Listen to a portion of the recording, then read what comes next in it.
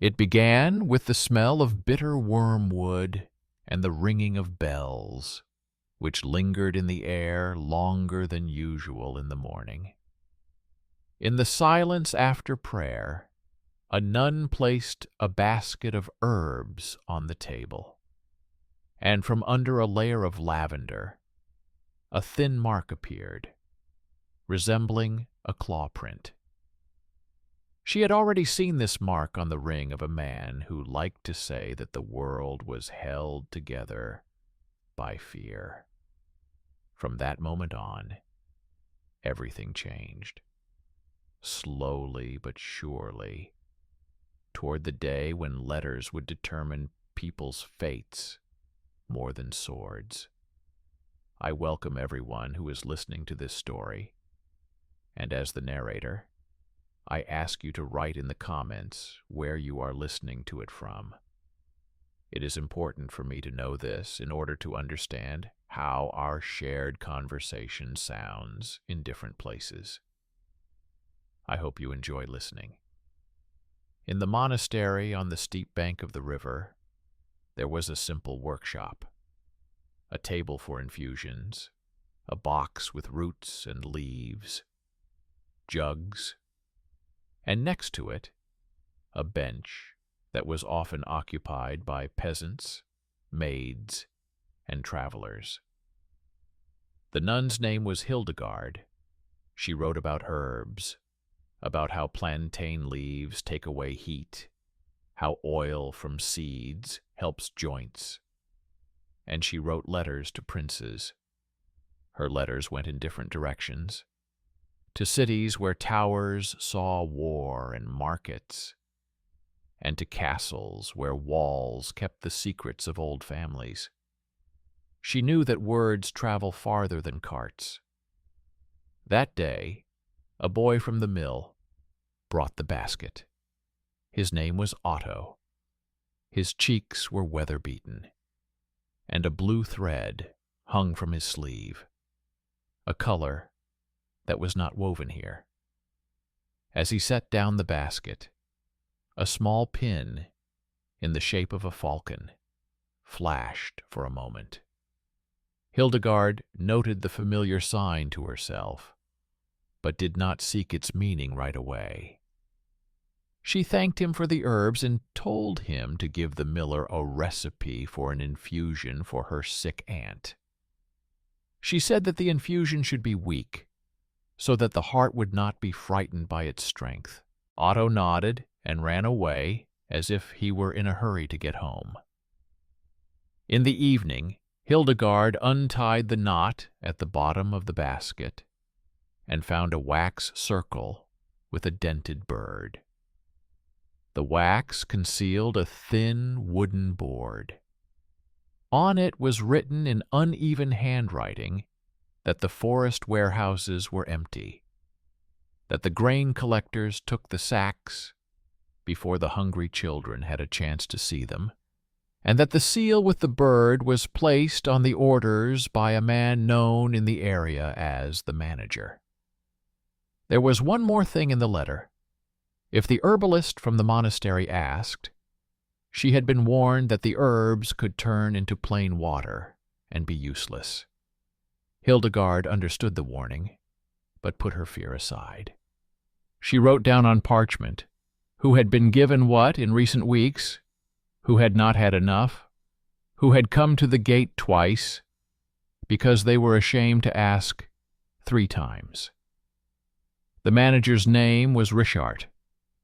He kept people around him who often said that the law was iron. When Richard appeared at the monastery, a bird with outstretched wings glistened on his glove. The same bird was known at Count Adelhart's castle. It was said that the Count loved hunting and the silence after the hunt. They said that he only listened to those who spoke confidently and did not tolerate those who begged for mercy. But Hildegard knew something else. Several years ago, she wrote to the Count about a wandering fever that suddenly struck people, like a strong wind tearing off a roof. She suggested that grain and salt be distributed according to the rules, not according to the cries of the people. The Count replied briefly through an intermediary, saying that order was more important than pity, but that the monastery should treat the sick and pray. Since then, only parcels with infusions had been sent to the castle, without words. Now the words had to return. In the morning, she called Martha, a girl whom many considered an immovable part of the workshop. Hands in the grass, eyes on the table. Martha wore a simple dress and a rag tied around her head. But she had a habit of touching the leaves, as if checking not only their shape, but also their sound. She distinguished smells as others distinguished voices. She grew up in the pastures and learned from her grandfather to carve marks on sticks, so as not to forget the order of the herbs. Her skills seemed small compared to seals and horses, but in days when everything breaks, small things become leverage. Hildegard told Martha that there was a mark and a warning in the basket, and that she needed to watch those who brought the herbs and those who took them away. Martha replied that she had noticed a blue stitch and a pin on Otto's clothes, the kind she had only seen before at foreign fairs, where peasants were not allowed without permission. While they were talking, Lucas, a young scribe, was copying a treatise on the properties of water in the scriptorium. Lucas spoke reluctantly because he was afraid of his own voice, which stuck in his throat. He was considered quiet, and people avoided giving him tasks that required him to stand up and explain himself. But his hand was steady, and his memory clung to details. He noticed that the seal on the new tablet had a barely noticeable crack at the edge, a rare occurrence if there was only one seal. He pointed this out to Hildegard, and she nodded. His observation was quiet, but accurate. Hildegard decided to send a letter to the Count. She wrote that the collectors were starving the people, that the seeds were being taken away before sowing, and that the seal of his house was being used for orders that did not serve the peace. She added that a man with a glove appeared at the inn at the crossing, and boasted that risk was his craft. She did not name names so that the letter would not become a trap for the messenger. She believed that the Count would see it not as an accusation, but as a call to restore order. She included medicine for the old countess, who suffered from joint pain, in the package. The medicine smelled of juniper and cumin and salt, which had to be used sparingly so as not to burn the blood. She attached to the letter a list of people who had not received enough grain, each with a distinguishing feature that made them easy to recognize. Otto himself was to take the parcel to the crossing. He arrived at exactly the hour when the shadow from the tower divided the courtyard in two. The wind carried the smell of smoky flour, a sign that the mill was working at night. Hildegard gave him a bag of dried herbs and a small bundle for the Count's kitchen. She said the journey was short, but asked him to be careful, avoid noise, and not linger among people wearing gloves. Otto nodded too quickly. Martha noticed that he was hiding his hand in his sleeve, as if he were hiding something foreign inside. Lucas, passing by, noticed that the falcon's wing on the pin was slightly bent, like on a seal. He had an idea, but he didn't know how to express it yet. Otto didn't make it to the crossing. In the evening, a man returned from the tavern and said that a bag of grass had been found by the road. He said that the boy had disappeared as if the road had swallowed him up. It was the first day when the melodrama of hunger and pity turned into a dark passage where every step sounded louder. The letter to the Count disappeared along with the boy. That same night, a cart creaked outside. They brought 2 barrels of salt for the monastery kitchen and a small chest locked with a loop. The same falcon was on the lid of the chest. The messenger said that the chest was from the manager as a sign of respect. He said that the chest contained rare roots. He said that the monastery should accept it and not argue. Hildegard realized that this was a test, a common gift that begs for blindness.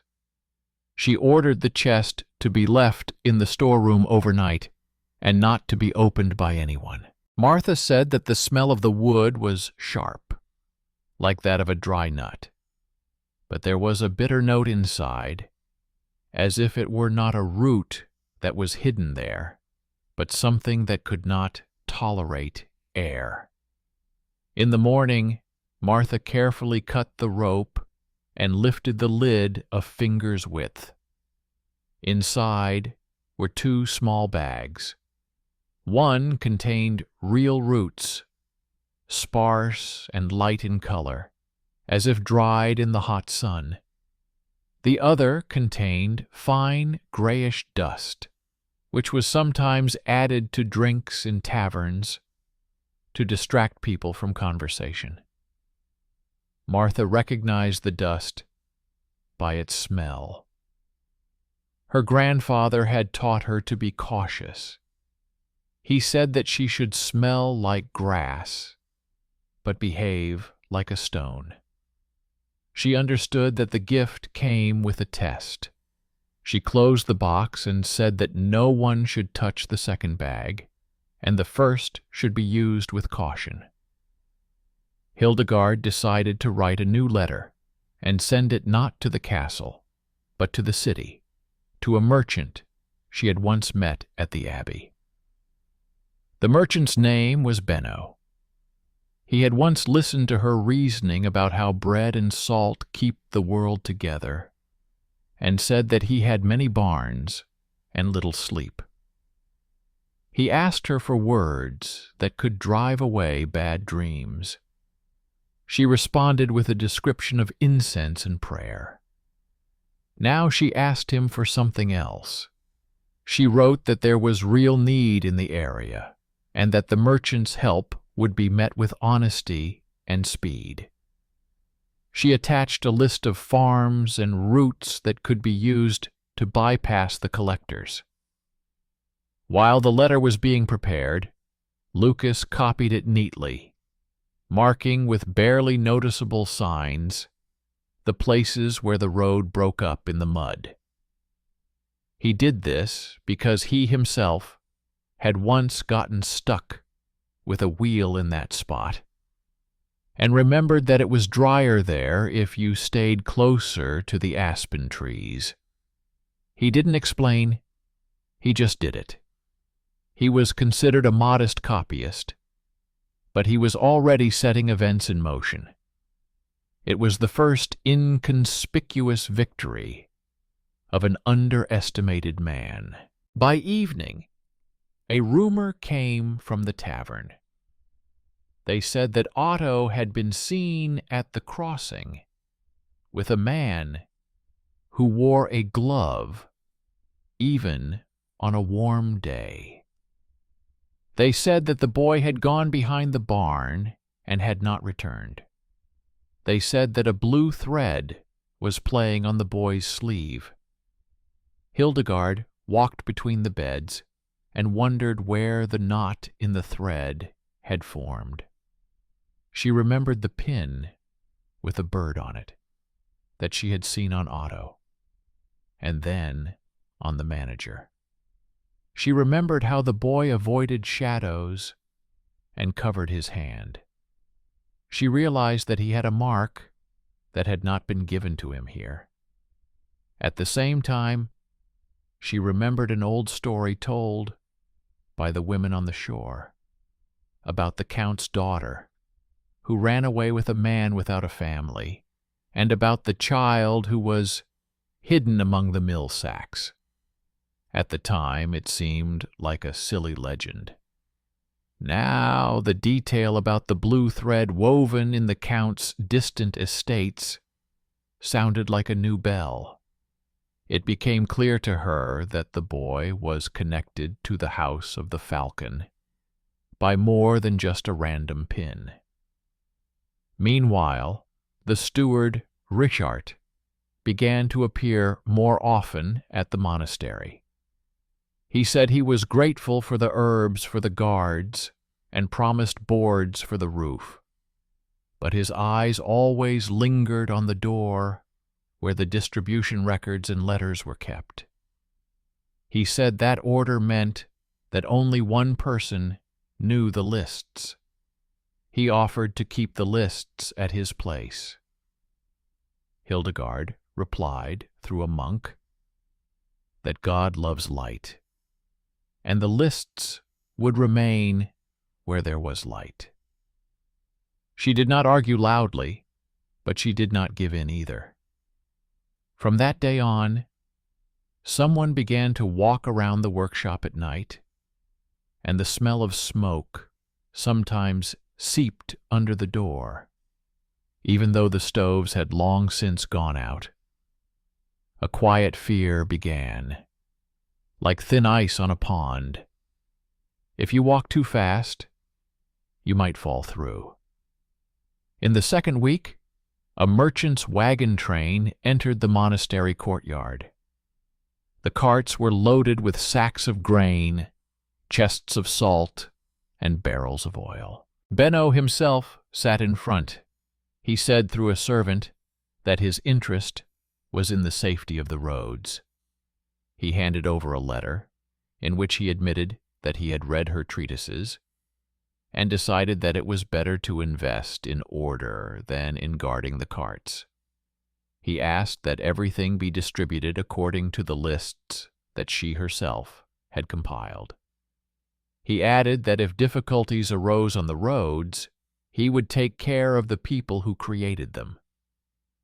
This visit was the very intervention of an outsider who, with a single decision, changed the course of the conflict. But it was not sudden. He had once sought a cure for his insomnia from her, and now he had repaid the debt in his own way. The distribution began immediately. Martha stood by the bench and wrote down who to deliver to. Lucas kept a list of yards and made sure that no one received twice without need. Benno signaled to 2 drivers to protect the parcels at the intersections. The manager flew into a rage, but by the time he had gathered people to intercept the carts, the parcels had already entered the yards. Order was faster than anger. Hildegard knew there would be a response. She prepared letters for the Count and the city judge. She relied not on loud words, but on facts.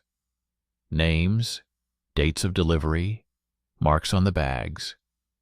She added the story of the dusty chest sent to the monastery. She did not write that it was poison. She wrote that it was a sign that only those who remain silent are respected. At night, the roof of the scriptorium caught fire. The fire started immediately at the edge where the parchment was drying. Someone threw in a bundle of dry straw and poured oil on it.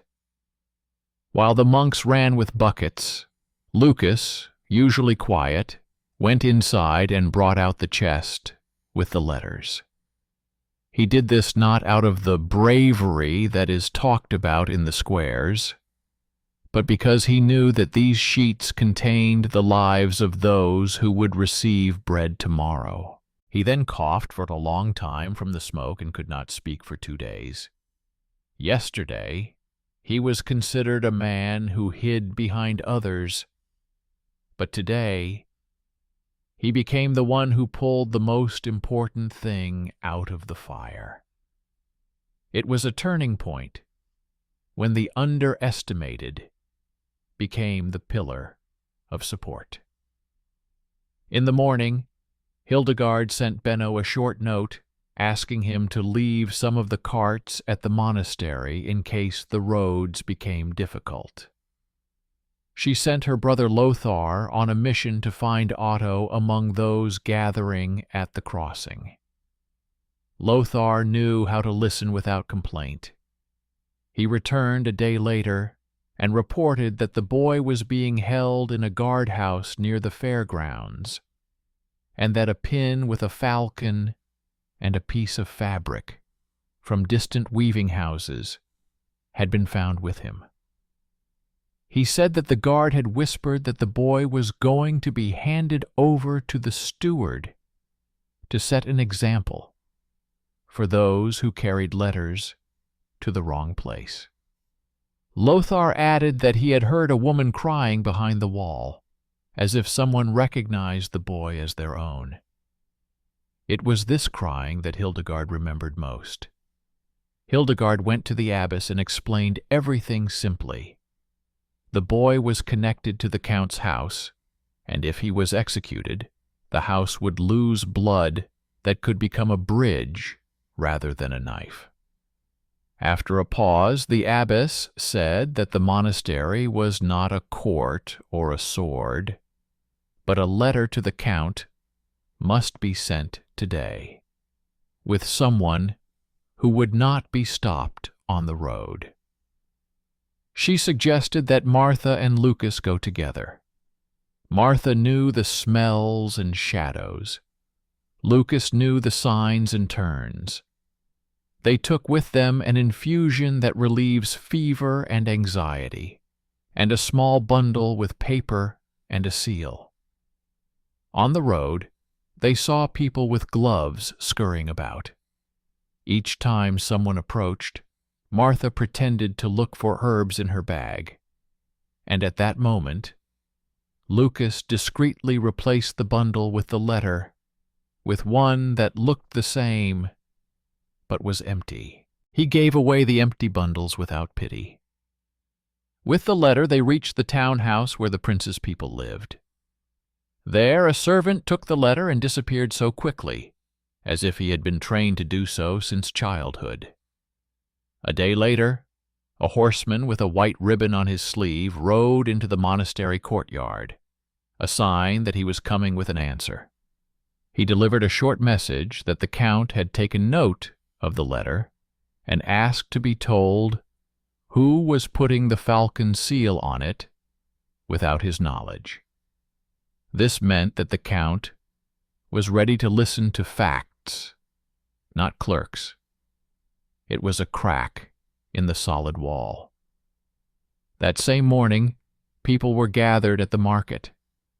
The manager wanted to show that he was in charge. He ordered that practically everyone who had at least the last 2 sacks of grain be brought in, under the pretext of checking the measures. Otto was among those brought in. He was led into the middle. Hildegard stood in the crowd, Martha and Lucas nearby, but slightly behind. The wind was such that it blew dust straight toward the podium. Richard raised his hand to begin, and at that moment, the merchant Benno stepped out from behind him. He said loudly, so that everyone could hear, that he had a letter exempting him from taxes at this market, and that he could present a list of the farms to which he had delivered grain yesterday. bypassing the steward's men. He said that these farms had received exactly as much as was recorded in the monastery books. He put the list on the table and addressed the count's men standing nearby. He did not ask. He presented. In response, the count's men picked up his list and saw that there was a mark in the margins that only those who had seen the count's seal with a break at the edge would recognize. The day before, Martha had taught Lucas how to cut the wax so that the edge would indicate a forgery, and they had placed their own mark next to it, meaning the seal with the break is there, but the order is not from the count. The market square fell silent. Richard turned noticeably pale. He said that the merchant did not know the local customs, that the monastery was interfering where it had no business. He reached for the mace on his belt to end the conversation by force. At that moment, an old woman from a distant house stepped forward. She said that the boy's name was Otto Karl, that he had a thin thread of skin on his neck near a mole, just like the Count's beloved daughter, who had passed away. She said that she had once held the baby with this mark, and then heard him being taken away to the miller. Her words sounded painful at first, but they were backed up by a piece of evidence. An old blue ribbon with a pattern, woven exclusively for the Count's house, fell out of the folds of her clothes. She said that a stranger had given her the ribbon many years ago, asking her to take it to the monastery, but she didn't make it because she fell ill and kept the ribbon as a memento. Hildegard realized that the legend of the Count's daughter was not just a story to tell around the fireplace, but the path that had led the boy here. People began to speak quietly and evenly. Everything had fallen into place. Richard realized that the ground beneath him was thinner than he had thought. He took a step toward Otto, but Benno stood between them. He said that according to the rules of trade, the boy belonged to no one, and if there was a dispute, it should be resolved by the Count's authority. He suggested taking the boy to the judge's house.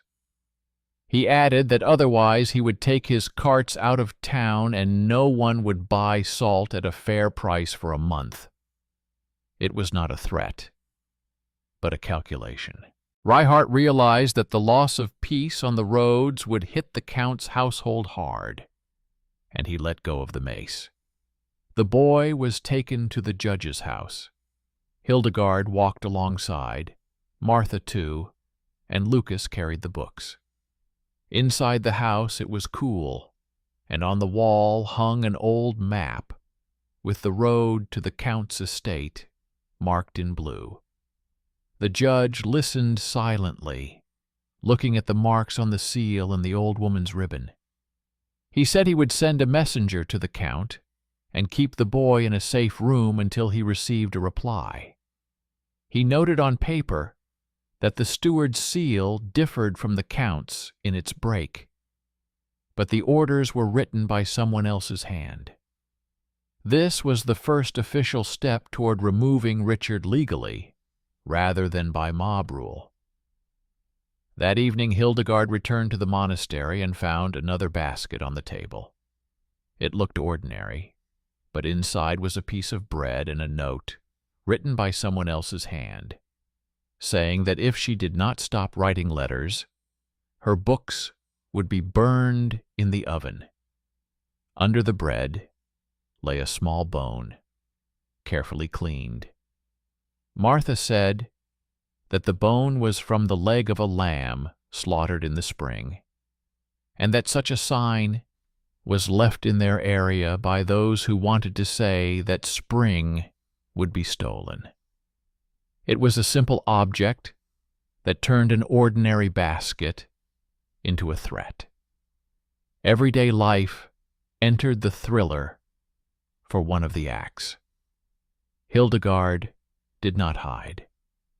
She sat down and wrote a letter, not only to the Count, but also to the bishop, stating without unnecessary words that the monastery was receiving gifts with impurities, burning ribbons on the roof, and threats under the bread, and that the seal with the falcon was walking in the mud and among thieves. She added that she was ready to answer for her words, but asked for protection for those who carried the sacks of grain and the books with names. She sent the letters by 3 different routes. One messenger carried the letter along the river, another through the forest, and the third with Benno's cart. A few days later, a reply came from the castle. The Count ordered the steward and the nun to be brought to his house. This meant that the matter would come out of the shadows. The 3 of them went to the meeting: Hildegard, Martha, and Lucas. The road lay across the very fields where the wheels like to get stuck. Lucas drove so that the cart would stay on solid ground. At the edge of the forest, they were stopped by people wearing gloves. They said they had orders to search the cart for secret letters. Martha bowed and showed them the bags of grass. She left one of the empty bundles on the edge, the one that Lucas always kept in reserve. The people took the bundle and left satisfied. They thought they were carrying victory. In fact, they were carrying emptiness. The air in the castle was different. It smelled of damp stone and boiled meat. The same bird hung on the wall above the large table, but without the break. The Count sat upright, an old scar crossing his forehead. He listened as Hildegard told him that letters in his name were being sent without his consent. He listened about Otto and the blue ribbon. He looked at the seal at the crease where it had been broken. He called a servant and ordered him to bring the old orders for comparison. While the servant was running, Richard entered. He tried to appear confident, but his eyes immediately searched for corners where he could hide.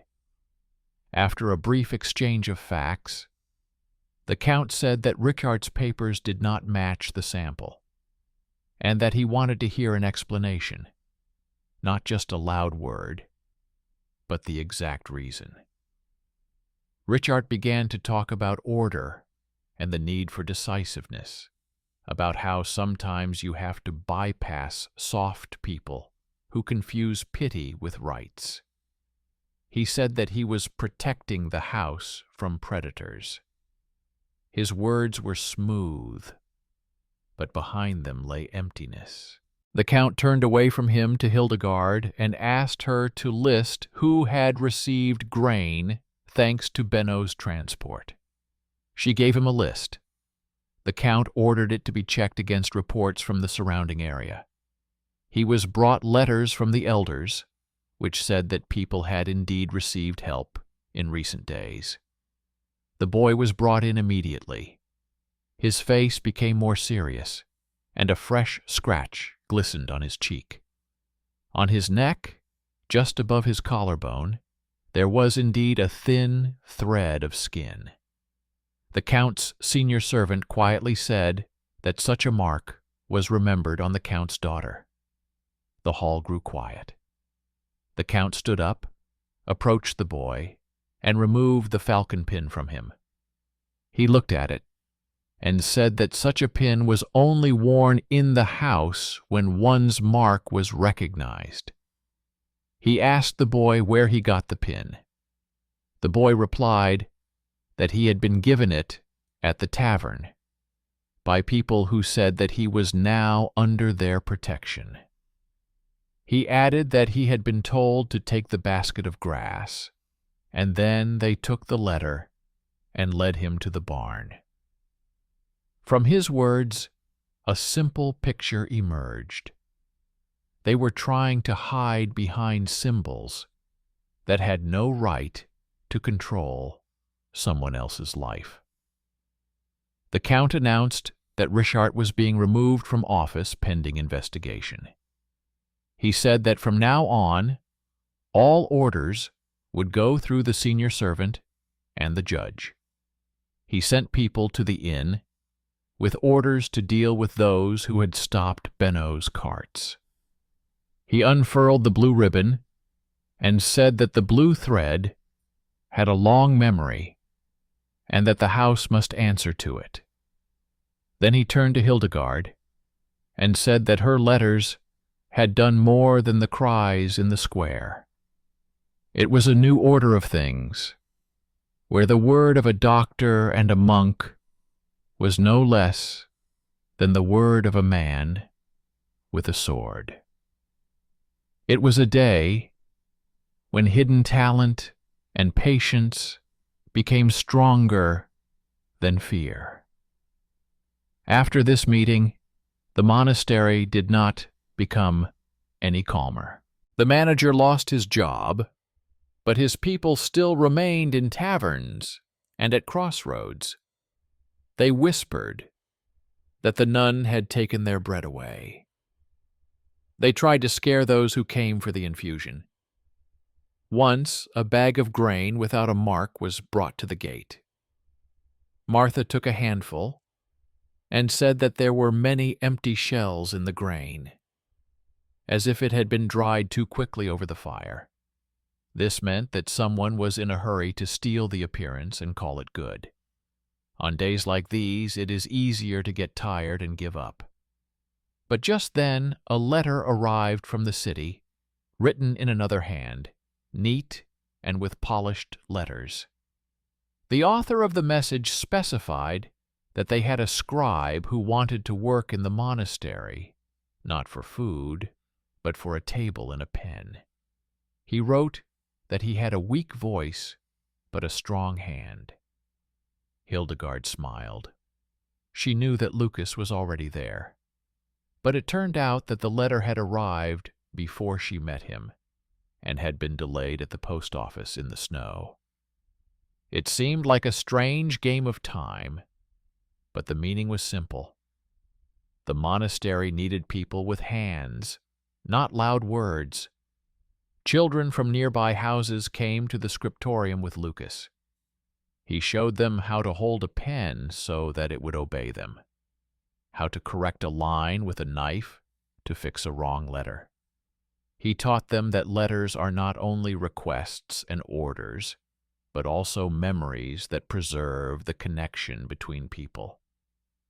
He often recalled that evening by the fire, and quietly said that he used to be afraid of his own voice, but now he sees how the written word can drown out the roar. Benno stayed in the city and began to build a new route for goods. He agreed with the court and the temple that part of the payment would go toward roadworks so that the wheels would not get stuck in the mud. He wrote to Hildegard that he had learned to sleep when there was no shouting in the house. He sent her spices and paper and asked her to teach his people to distinguish herbs from substitutes. Martha compiled a short list for his people: how real fennel smells, how fake salt behaves, how dry roots sound when touched. She, a girl from the lower classes, became the person who taught merchant servants how not to make mistakes. It was a turning point where talent from below broke the usual ladder. Otto soon found himself in the house of the Count's senior servant, where he was given clean clothes and simple lessons. He was allowed to come to the monastery, He came on Saturdays, helped Martha clean the roots, and listened to Hildegard's stories about how the earth heals people when they don't argue with it. He often asked questions about the blue ribbon. He said he didn't want to be someone's answer. Hildegard replied that life is not a trial lasting a few days, and that responsibility outlives symbols. She asked him to learn to distinguish his path from the seals of others. He nodded, but there was anxiety in his eyes. Two elements fought within him: the street, with its quick decisions, and the Count's house, with its slow rules. One day, a woman in a black cloak came to the monastery. She asked for a remedy for pain in her hands. Martha noticed that the way she held the bowl showed traces of palace life. She gave her warm water with honey and said it was better to warm her palms first, then apply the ointment. The woman looked at the walls, the books, and the baskets of herbs as if she were remembering something forgotten. As she was leaving, a blue thread slipped out from under her cloak at the door. At that moment, Lucas, who was passing by with a pen and a knife, stopped and reminded himself that the blue thread was a bridge to the Count's house. He approached Hildegard and said that there was talk in town about a woman who resembled the lost daughter. He said he had seen that gate once at a festival when the court was passing by. Hildegard realized that a new layer had been added to the story. A hidden kinship that had long been buried underground was coming to light through a simple pain in her hands. A few days later, the Count's senior servant reported that a letter had arrived from a woman calling herself a wanderer. She wrote that she wanted to see the boy before leaving forever, and asked that her name not be revealed, as it could harm the household. The servant asked what to do. The Count said he would see her himself, but without any fuss. Hildegard was invited to be a witness, so that no one could later say that everything had been done under pressure. At the meeting, the woman stood with her eyes downcast, while the boy stood up straight, as he had been taught in scribe lessons. The woman said that she was not asking for recognition, but only for the boy to be given freedom of choice. She confessed that she had once left because she did not want to live by other people's rules, and that her choice had brought her much pain. She said that now she could see that the boy was stronger than she had been at the time. Her words were simple, without excuses or pleas for mercy. It was a confession without loud drama. The Count listened silently and said that the house had no right to break someone who was just starting out on their journey. He allowed the boy to stay at the monastery and go to the house to study. He looked intently at the woman and said that the house would be grateful to her if she no longer left her mark on the tavern. In this scene, final justice became closer because everyone made a choice without referring to fate. At the same time, word spread that Richard was gathering people to take the merchants' carts into the forest and set up a new toll crossing there. This meant the return of the old power in a new place. Benno sent a short message saying that he was willing to give up part of the goods if it would save people, but asked the monastery and the house to help not just with words. The judge gathered his men. Hildegard wrote a short letter to a neighboring monastery where brothers lived who knew how to talk to forest communities. She asked them to convince those who captured people on the trails not to become tools in the hands of others. She knew that an encounter on the road could end in bloodshed, and she tried to avoid it. At dawn, the retinue set off with Benno for the forest path. Hildegard did not go with them, but sent Martha a remedy for fatigue to give to the people at the stop, and asked Lucas to write down everything he saw in order. At the camp, Martha distributed the medicine quietly and quickly, while Lucas noted where the group slowed down and where the road became solid again. When they approached Richard's camp, it became clear that he had not expected a quick encounter. His men were waiting for darkness. But this time the group had an advantage. They knew the road without mud, because Lucas had once gotten stuck there and remembered it. They came closer and saw that Benno's carts were intact. There were ropes and a small bag lying on the ground. Martha barely opened it and said it was the same gray dust. She realized that Richard was going to poison the well at the camp to tie their hands. At that moment, 3 members of the forest community emerged from the bushes. They laid branches with green leaves on the ground, a sign that they had not come to fight. They said that the brothers from the neighboring monastery had explained to them that if they helped Richard, the road would die, and with it, their trade would die.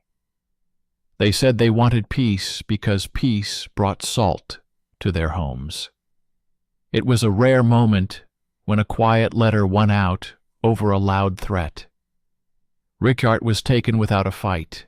He did not resist because he understood that this time he had no one left to answer for him with a blow. He was brought to the city. The judge asked him not for words, but for specific facts. Where he got the seal, who signed for him, how many bags he took, without recording them. He answered as people who are tired of their own lies answer. She recorded the properties of herbs, but now she added a note to each sheet about where the herb grew best and how to preserve it so that it would not disappear in a year. She wrote letters to those who had not read them before, minor nobles on the outskirts, elders, and abbots of small parishes. She wrote that order was not a foreign word, but a habit of attention. She wrote that justice was not an axe, but scales that held both shoulders. In response, she received short notes with simple words of gratitude. And sometimes she received gifts that had previously weighed heavily on her soul. Caskets, pouches, ribbons. Now there were no traps in them. The world was learning these simple things. Once, closer to Shrovetide, a man in an old fur cloak approached the monastery gate. He was holding a wooden board with carved symbols in his hands. He told the brother at the gate that he had come from distant pastures, where his grandfather had taught him to carve symbols on sticks. He asked to see Martha. He said he had heard that a girl from the monastery had taught merchant servants to distinguish between genuine and counterfeit items. He said he wanted to give her a board on which all his relatives had learned to remember.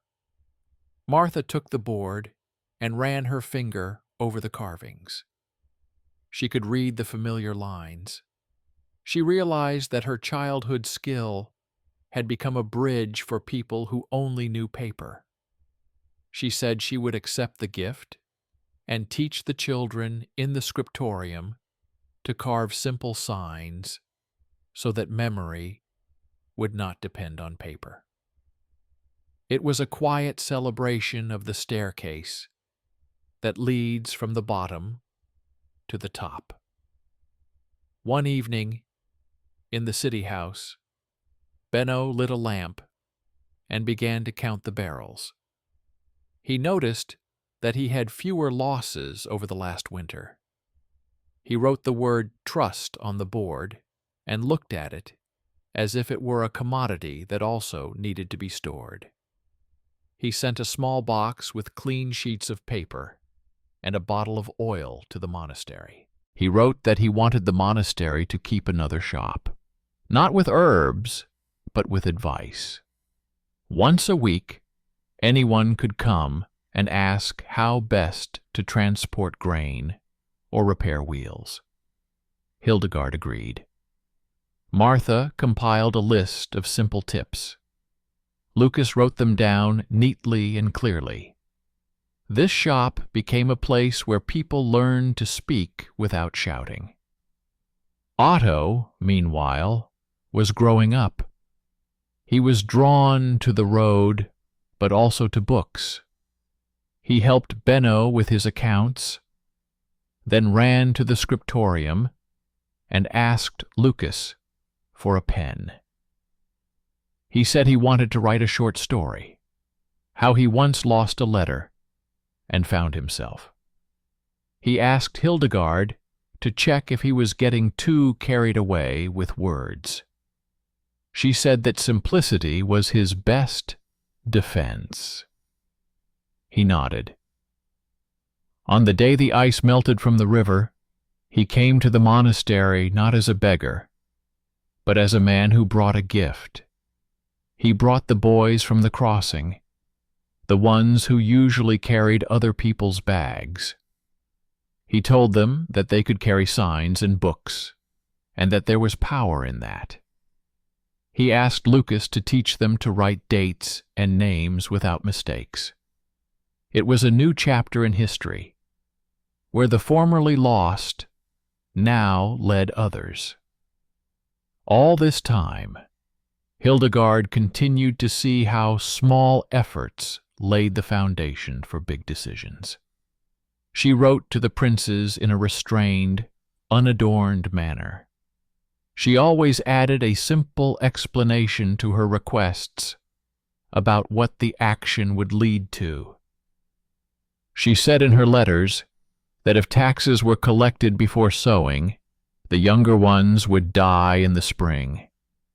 She said that if carts stood in the mud, expensive salt and cheap lies would appear in the city.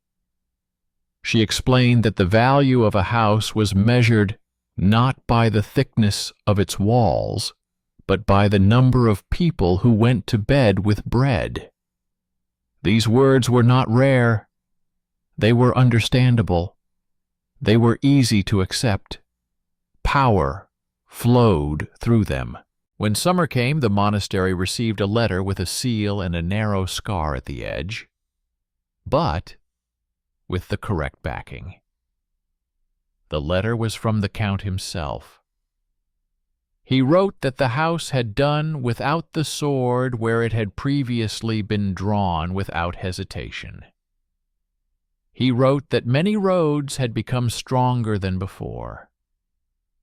He thanked the monastery for not shouting, but for counting. He invited Hildegard to compile a collection of instructions for managers for him, short, with examples, so that they could be retold in any village. He asked to include a section on herbs, so that any soldiers would know how to treat injuries in the field when there was no doctor. He added that he wanted to see Martha in his courtyard, so that she could explain to his people how to check the quality of goods. He asked Lucas to create a map of roads that could be hung in every outpost. Each point was an acknowledgement that the world is held together by quiet people. Hildegard approached the collection as if it were a pharmacy, everything in its place. In the first section, she wrote about measures, how to count grain so as not to get confused. In the second, she wrote about timing, when to collect taxes so as not to destroy the crops. In the third, she wrote about roads, how to keep them dry when it rains. In the fourth, she wrote about herbs, which ones help in the heat and which ones help in the cold. In each section, she added a short story about Otto and the blue thread, about Benno and his insomnia, about Lucas and fire, about Martha and gray powder. She did this not for beauty, but so that every manager could see not theory and words, but life. On the day the collection was ready, the woman in the black cloak returned to the monastery. She asked Mara for a hand lotion. She said she was going far away, to a place where no one knew her name. She thanked them for leaving the boy alone. She left a small wooden figure of a bird with an intact wing on the table. She said that the bird's wing had once been broken, but now she could see that the wing was alive. She left without looking back. No one rang the bell. No one saw her off with words. There was enough peace to let her leave without shouting. In the fall, the city celebrated its first summer without hunger. The square was quiet. People did not shout. They laughed softly, as if afraid to destroy the new order. Benno put jugs of oil on the table and said that now he understood better what was profitable. Lucas brought a map of roads, with blue lines marking the roads and green lines marking the herbalists. Martha placed roots that smelled of fresh earth next to it and explained how to dry them so they wouldn't spoil. Otto wrote down the names of those who came for advice. Hildegard stood at the edge of the square and watched how things were going. She felt her old anxieties stirring in her body, but now they were like memories of pain that helped her remember to be cautious. She knew that the world would never be completely safe. She saw how those who wanted to return to the easy way of life always played in the shadows, taking what they wanted by force. But she also saw that where there were lists, letters and herbs, there were shields that did not rust. She knew that a basket would be brought to her table again, and she would check the smells again. She knew that someone would try to put a fake seal on it again, and Lucas would see it again. She knew it would be easier to ask for help because Benno had learned to sleep and count. At the very end of the year, when the snow was falling evenly, a messenger arrived from the city with a new letter. The bishop reported that he had read the collection and considered it possible to recommend it to all households.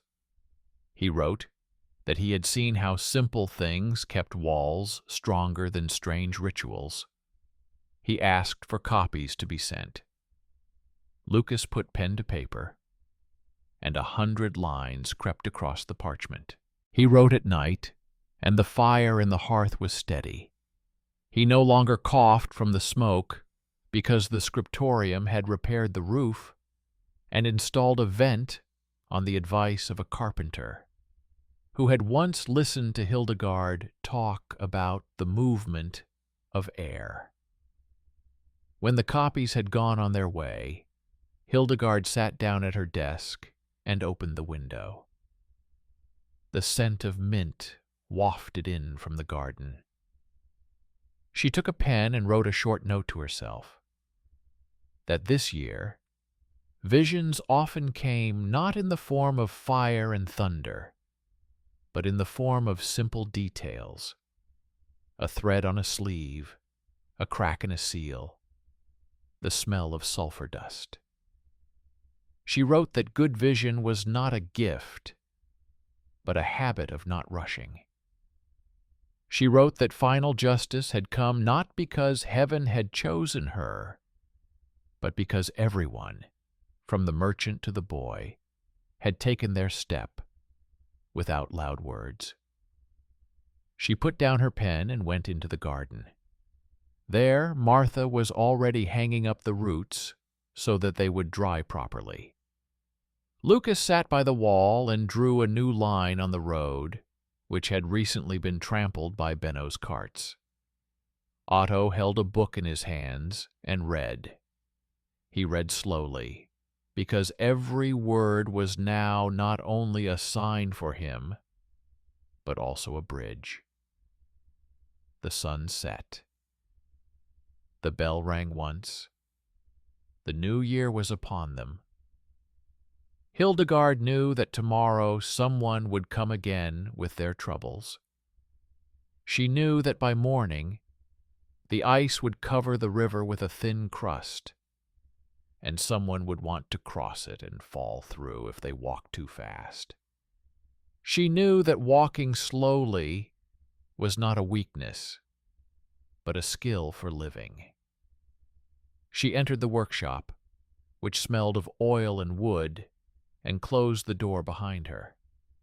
On the table lay a falcon pin, lying peacefully like any object devoid of meaning to others.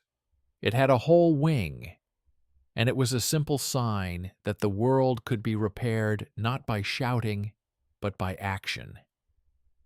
She put the pin in a box with other objects that had once been a threat and had become a memory. She whispered a short prayer without complicated words. Then she sat down and thought about how to write the next letter, which would contain fewer requests and more suggestions. She decided to start with a phrase that anyone could understand. Order is when everyone has their own designated place, and no one takes what belongs to someone else. Thus quietly ended the year in which wormwood and bell ringing became the beginning of the path to clear decisions, where an unexpected benefactor turned out to be not a stranger, but a person who woke up in time, where the underestimated became the core, where a simple bag of dust turned an ordinary day into a test and opened the eyes to substitution, where a blue thread led to a hidden kinship, where everything that seemed trivial became the key to justice, without shouting and without swords. In this simplicity lay the power that would later be remembered in letters, read by those who commanded armies and those who simply wanted bread on time.